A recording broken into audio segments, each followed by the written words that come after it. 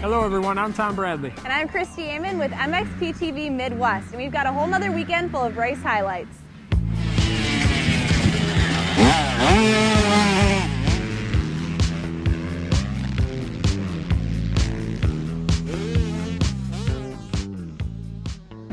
We're out here at Lincoln Trail Motorsports, which has been here for 37 years and is looking to be one of the premier tracks in District 17. That's right, and the ownership here at LTM has made a lot of changes and they've got a lot of stuff in the works. Very committed to making that happen. They've got new equipment, changes to the track, as well as new bathrooms with showers in across the road for the spectators and the people that are camping over the weekend.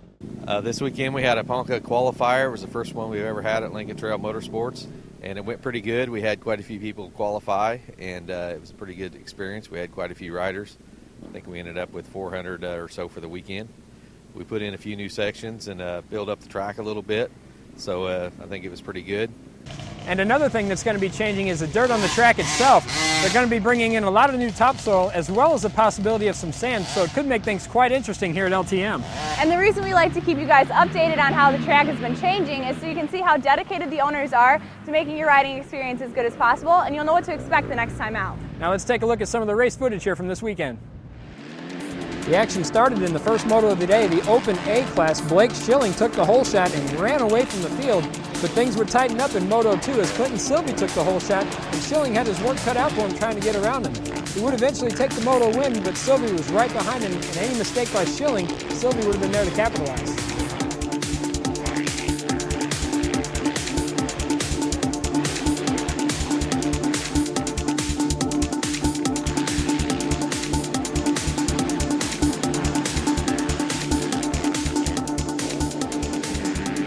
The action continued in race number 2, the 250C class. Cody Willenborg rounded the first lap in 4th place and continued to pick riders off on his way to the moto win.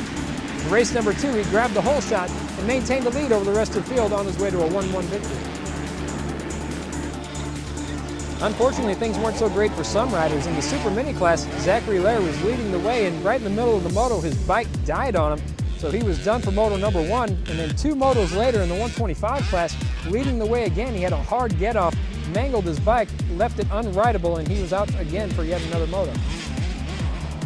Another rider worth mentioning was Michael Norris, number 759 in the B classes. He was solid all weekend, and be sure to tune in later this week for an interview with him. And the battles continued throughout the day. Here's another one in the 250B class. Although it's not for the number 1 spot, Joseph Allmiller, number 177, and Bo Hayes, 424, rode their hearts out for the number 2 spot, but at the end of the race, it would be Allmiller winning the battle.